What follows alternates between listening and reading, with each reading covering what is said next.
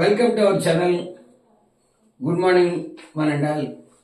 ఈరోజు మనం ఈ వీడియోలో 10th క్లాస్ సిలబస్ సివిక్స్ మరియు ఎకనామిక్స్ కోసం మాట్లాడుకుందాం. గత వీడియోలో మనం జాగ్రఫీ లెసన్స్ అలాగే హిస్టరీ లెసన్స్ కోసం మాట్లాడాం. దానితో పాటుగా ఈవేళ ఈ ఎకనామిక్స్లో ఉన్నటువంటి ఎన్ని లెసన్లు ఉన్నాయి, అలాగే సివిక్స్లో ఎన్ని లెసన్లు ఉన్నాయి, 10th క్లాస్కి సంబంధించి సోషల్ స్టడీస్లో ఆంధ్రప్రదేశ్ ఇప్పుడు జరుగుతున్నటువంటి ఈ బోర్డులో చాలా ఇంపార్టెంట్ కొన్ని ఫుల్ ఫామ్స్ ఉన్నాయి. వాటి కోసం ఈ వీడియోలో మనం చెప్పబోతున్నాం.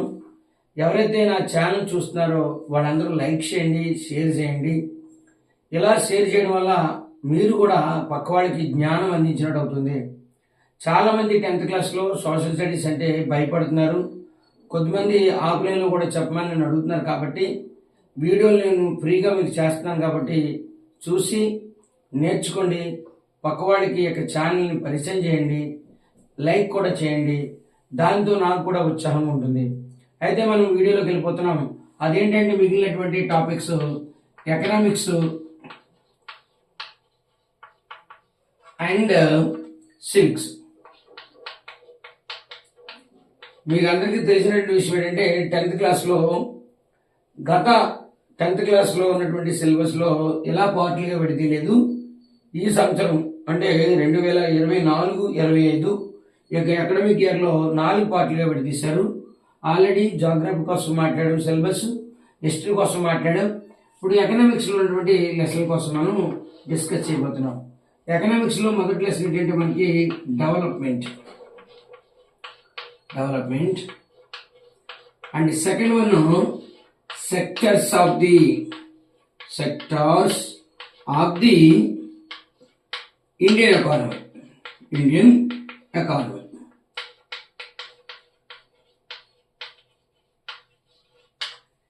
మూడో లెసన్ ఏంటంటే మనకి గ్లోబలైజేషన్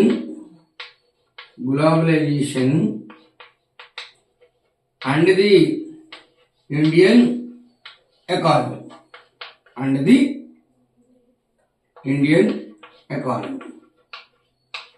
నాలుగో లెసన్ ఏంటంటే మనకి నాలుగోది మనీ అండ్ క్రెడిట్.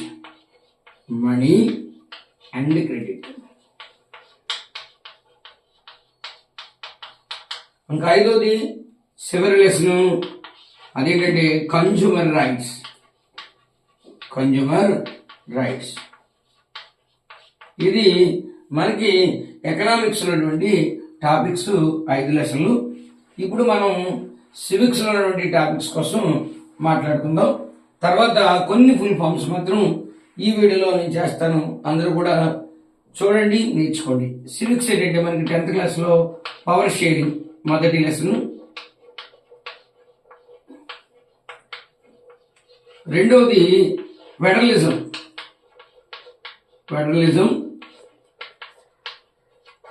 మూడవది జెండర్, రిలీజియన్, కాస్ట్. నాలుగో లెసన్ ఏంటంటే మనకి పొలిటికల్ పార్టీస్.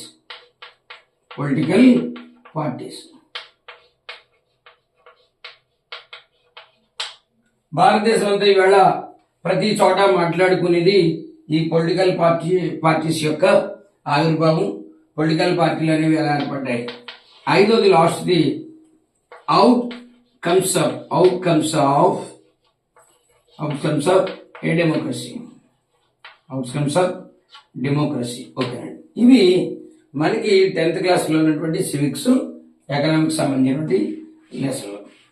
అయితే మనకి ఇంటర్నేషనల్గా 10th క్లాస్కి important 6th, 7th, 8th, 9th intermediate, degree, PG చదువుతున్న వాళ్ళు కూడా జనరల్గా ఇవి చాలా ఇంపార్టెంట్. జీగా కూడా నేర్చుకోవాల్సినటువంటి బాధ్యత మనందరి మీద ఉంది. ఎందుకంటే ఏదో ఒక రకమైనటువంటి ఫుల్ ఫామ్స్ అడుగుతాడు. కాబట్టి 1 by 1 కొన్ని చాలా ముఖ్యమైనటువంటి ఫుల్ ఫామ్స్ వేళ ఈ వీడియోలో చెప్పబోతున్నాను. మొదటిది మనం ఖచ్చితంగా తెలుసుకోవాల్సింది ఏంటంటే యుఎన్ఓ అంటే United United Nations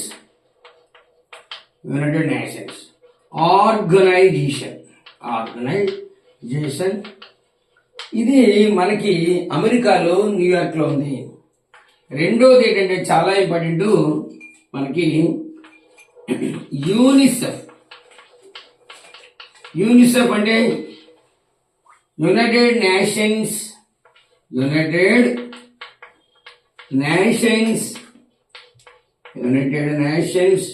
Higher international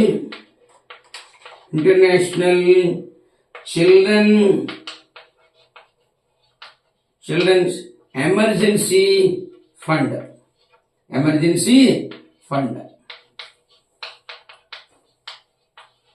UNICEF అనేది ఎక్కడ ఉందంటే మనకి ఇది చాలా ఇంపార్టెంట్ అండి. యూనిసెఫ్ మనకి యునెస్కో అయితే ప్యారిస్ లో ఉంది. యూనిసెఫ్ కూడా మనకి ఎక్కడ ఉందంటే న్యూయార్క్ లోనే ఉంది. ఇది ఎక్కడ ఉందండి? న్యూయార్క్ లో ఉంది, అమెరికాలో ఉంది. నెక్స్ట్ ఇంపార్టెంట్ ఫుల్ ఫామ్ ఏంటంటే మనకి 10th క్లాస్ రిగార్డింగ్ పాయింట్ అండి. UNDP అంటే United nations development programme.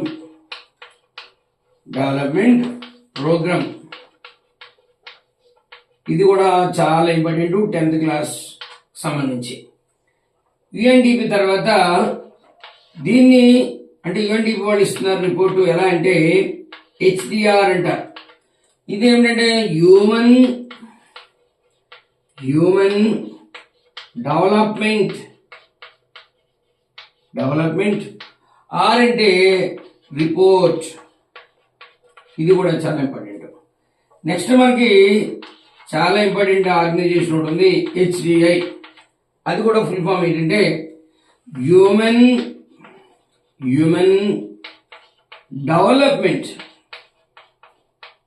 Development index. ఇది కూడా మనకి చాలా ఇంపార్టెంట్ 10th క్లాస్ సంబంధించి ఫుల్ ఫామ్. నెక్స్ట్ ఇంకోటి ఏంటంటే మనకి 10th క్లాస్ లో ఉన్నటువంటి ఫుల్ ఫామ్స్ మ్యాక్సిమం చెప్పడానికి ప్రయత్నం చేస్తున్నాను. NIEO అంటే న్యూ ఇంటర్నేషనల్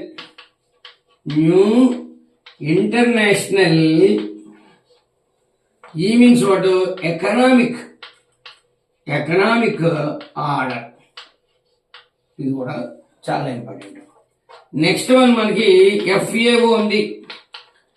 FAO ఏంటంటే ఫుడ్ అండ్ అగ్రికల్చరల్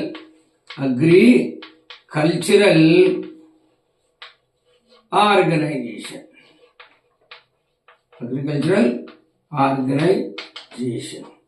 ఇది కాకుండా మనకి ఇంకొక యూనియన్ కూడా ఉందండి. ఒకటే చాలా ఉన్నాయి.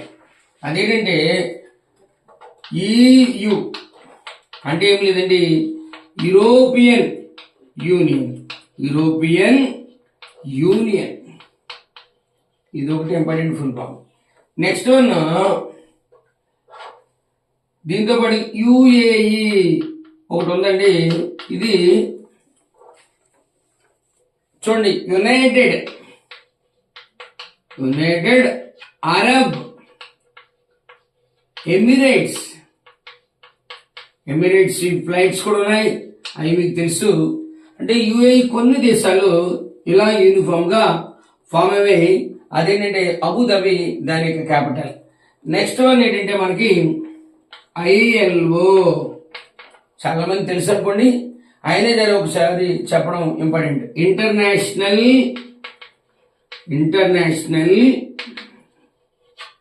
Labour organisation. ఇది మనకి ఎక్కడ ఉందంటే జెనీవాలో ఉంది. అంటే ఇది ఒక రకమైనటువంటి ఇంపార్టెంట్ సిటీ. అది స్విట్జర్లాండ్ లో ఉంది. నెక్స్ట్ ప్రపంచ ఆరోగ్య సంస్థ తెలుసు మీకు, WHO వరల్డ్ హెల్త్ ఆర్గనైజేషన్. ఇది కూడా మనకి ఎక్కడ ఉందంటే జెనీవాలో ఉంది. నెక్స్ట్ వన్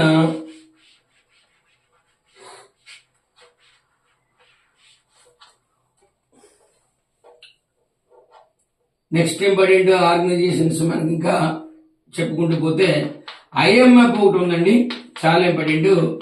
IBRD కూడా ఉంది. ఈ రెండు సంస్థలను కలిపి బ్రిటన్ వుడ్స్ అని పిలుస్తారు. 1945 నుంచి 1947 మధ్యలో అమెరికాలో ఏర్పడినటువంటి సంస్థలు. IMF అంటే ఇంటర్నేషనల్ మానిటరీ ఫండ్.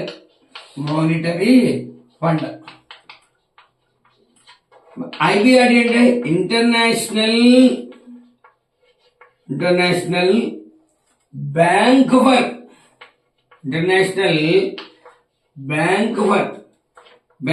రికన్స్ట్రక్షన్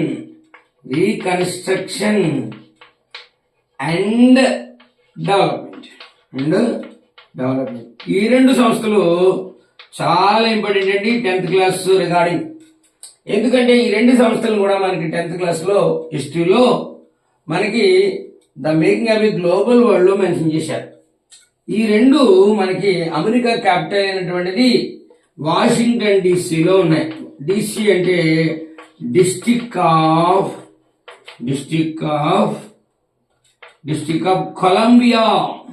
కొలంబియాలో ఇవి ఉన్నాయి. ఇవి చాలా ఇంపార్టెంట్ అయినటువంటి సంస్థలు. మనం ఇందాక యూనిసెఫ్ చెప్పుకున్నాం. ఇప్పుడు చాలా ఇంపార్టెంట్ సంస్థ ఇంకోటి కూడా ఉంది, అదేంటంటే యునెస్కో. ఇది మనకి ఫ్రాన్స్ క్యాపిటల్ అయినటువంటి ప్యారిస్ లో ఉంది. ఇదేంటంటే యునైటెడ్ నేషన్స్ ఎడ్యుకేషనల్ సైంటిఫిక్